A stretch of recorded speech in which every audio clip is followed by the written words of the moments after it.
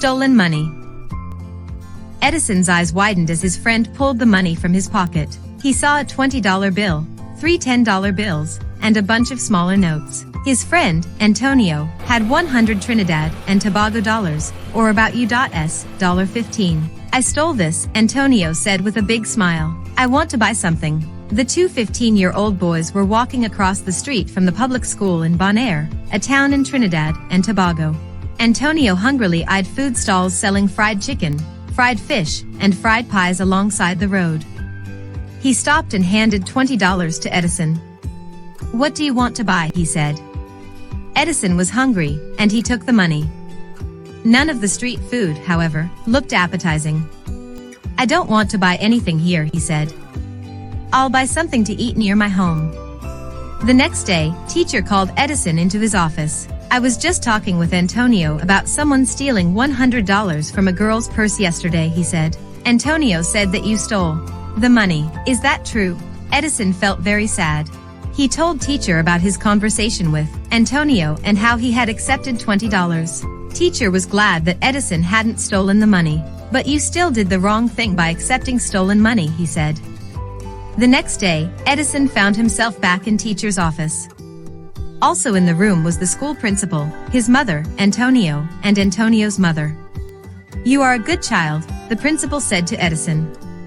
How did this happen? I'm sorry, Edison said, sadly. It will never happen again.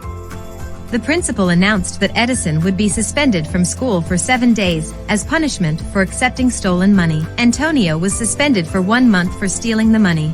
Both boys were required to make restitution to the girl by giving back twice the amount of money that they had stolen. Edison borrowed $40 from his mother to give to the girl. That evening, Edison's father called when he heard about the school suspension.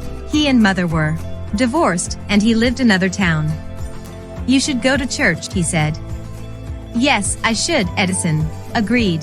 And he meant it. He hadn't gone to church since he was a small boy. He looked around his home for a church. It had to be within walking distance, because he didn't want to ask his mother for money to take the bus.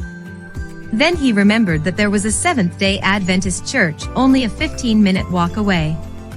He went the next Sabbath, and found everyone to be friendly and welcoming. He went again the next Sabbath, and then the next. 3 years passed, and big evangelistic meetings were organized at the church.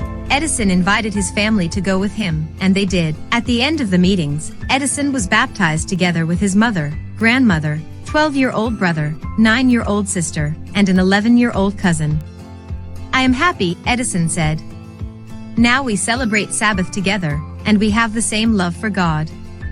Today, Edison attends an Adventist high school, Caribbean Union College Secondary School on the campus of University of the Southern Caribbean.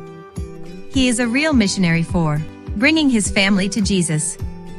University of the Southern Caribbean wants to train more missionaries, and part of this quarter's 13th Sabbath offering will help open a missionary training center on the university campus.